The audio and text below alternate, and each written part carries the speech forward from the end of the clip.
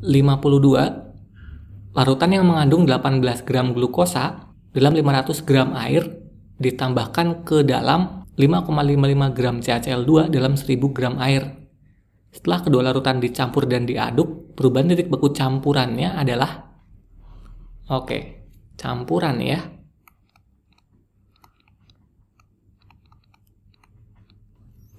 Ingat ketika kita mencampurkan beberapa larutan,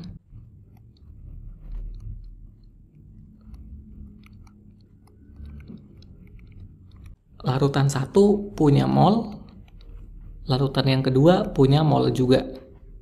Larutan satu punya volume, larutan dua juga punya volume atau punya gram air juga boleh.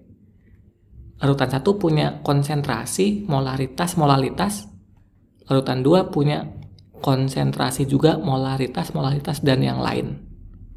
Nah, ketika dicampurkan, benar mol 1 plus mol 2. Benar juga V1 plus V2 atau gram air 1 plus gram air 2. Tapi bukan konsentrasi 1 tambah konsentrasi yang kedua.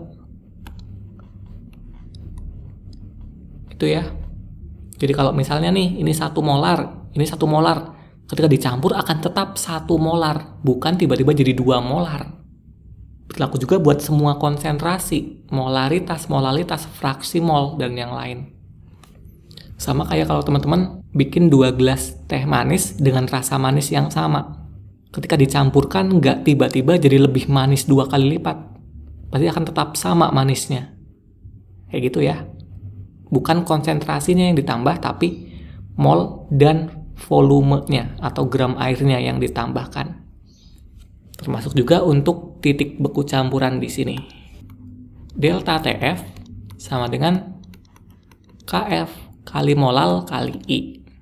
Nah, gue jabarin karena ini adalah campuran, bukan molalitas 1 tambah molalitas yang kedua. Itu salah.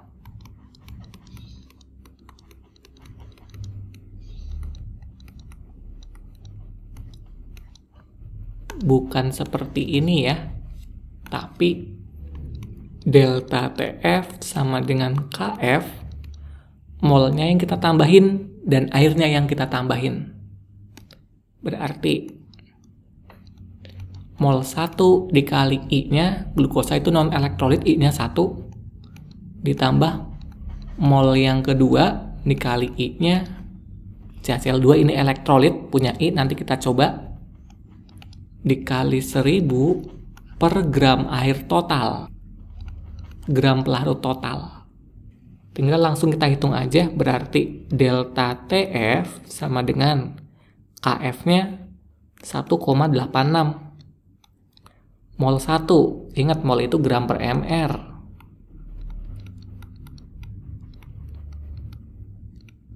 (18 gram glukosa per mr glukosa. Bisa dihitung ya. 180. I-nya 1 non-elektrolit. Ditambah CaCl2. 5,55 gram per mr-nya. Ini ada Ca, ada Cl, 111. Dikali I-nya, jangan lupa. CaCl2 terionisasi menjadi Ca2+, dan 2Cl-. Ca2+ ini 1 ion, 2Cl- ini 2 ion, totalnya 3. Kita masukkan sebagai I langsung. Dikali 1000 per gram air totalnya. 500 tambah 1000. 1500. Ya, tinggal dicoret-coret aja. 1,86, 0,25, 2/3. Hasilnya 0,31 derajat Celcius. Ya, dan ternyata nggak ada jawabannya.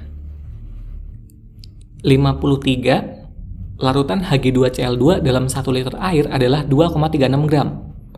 Harga KSP Hg2Cl2 pada 21 derajat Celcius adalah Hg2Cl2. Pertama kita ionisasi dulu ya.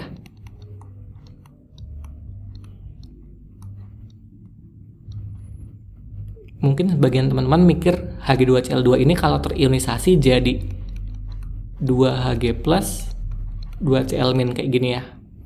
Padahal ini salah. Kalau 2Hg plus 2Cl-, kenapa nggak jadi HgCl aja? Iya, karena emang bukan seperti ini.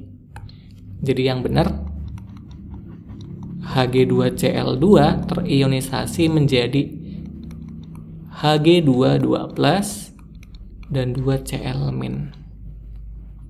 Ya, Hg2 2+. Jadi antar Hg ini terdapat ikatan kovalen. Karena konfigurasinya yang sangat nggak stabil, mereka berikatan dulu untuk mencapai kestabilan. Nanti bakal gue jelasin di kesempatan lain lah. Intinya kayak gini aja, Hg2 2+ dan 2Cl-. Cuma ada Hg. Nah, yang namanya KSP ini adalah hasil kali kelarutan. Konsentrasi ion-ion pangkatin koefisiennya. Berarti konsentrasi Hg2 2+ pangkat koefisien 1 dikali Cl- pangkat koefisiennya 2. Maka kita cari dulu nih konsentrasinya.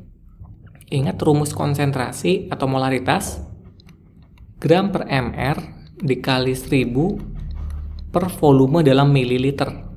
Maka molaritas Hg2Cl2 2,36 gram per mr-nya, bisa dihitung ya. 472 dikali 1000, volumenya 1000 ml. 5 kali 10 pangkat min 3 molar.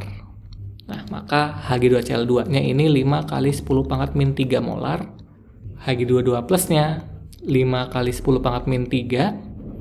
2Cl- ya, berarti 2 kali lipatnya. 10 kali 10 pangkat min 3 atau 10 pangkat min 2. Tinggal kita masukin aja. 5 kali 10 pangkat min 3 pangkat 1 dikali 10 pangkat min 2 pangkatin 2. 5 kali 10 pangkat min 7. B jawabannya. Atau kalau teman-teman ingat, ini adalah senyawa terner. Senyawa terner itu punya rumus KSP sama dengan 4S pangkat 3. Boleh masukin juga. Hasilnya pasti sama. 4 dikali, ini kelarutannya ya, konsentrasi ini kelarutannya. 5 kali 10 pangkat min 3 pangkatin 3. 5 pangkat 3 itu 125 kali 4 500. 10 pangkat min 9, berarti sama aja 5 kali 10 pangkat min 7, hasilnya sama. 54, ada gambar paracetamol atau acetaminophen, obat analgesik dan antipiretik yang dipakai buat menghilangkan sakit kepala, sengal-sengal nggak tahu apaan ini, sakit ringan dan demam.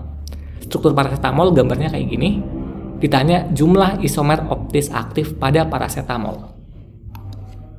Oke, jumlah isomer optis aktif bisa kita hitung dengan cara 2 pangkat N. Dengan N ini adalah jumlahnya C kiral atau C asimetrik. C kiral atau C asimetrik ini adalah C yang 4 tangannya beda semua. C yang mengikat 4 gugus yang berbeda. Dan ingat di gambar seperti ini, setiap titik adalah karbon. Gua coba gambar ulang. OH, karbon, karbon, karbon. NH, karbon, karbon. Lengkapin hidrogennya. H, H, H, H, H. Atom C kiral adalah atom C yang mengikat 4 gugus yang berbeda. 4 tangannya beda, jadi nggak boleh ada di rangkap. C ini bukan kiral karena dia punya rangkap nih. Ini nggak kiral, ini nggak kiral, ini bukan, ini bukan, ini bukan, ini bukan. Semuanya ada rangkap di sini. Ini bukan karbon, ini bukan karbon. Yang ini 3 tangannya ikat H. Sama-sama H, bukan kiral juga. Kiral kalau 4 tangannya tuh beda semua ya. Ini nggak ada nih. Berarti jawabannya bukan 1, tapi nggak ada isomer. bukan jadi 2 pangkat 0, tapi malah nggak ada isomer optis aktifnya kalau nggak ada C chiral.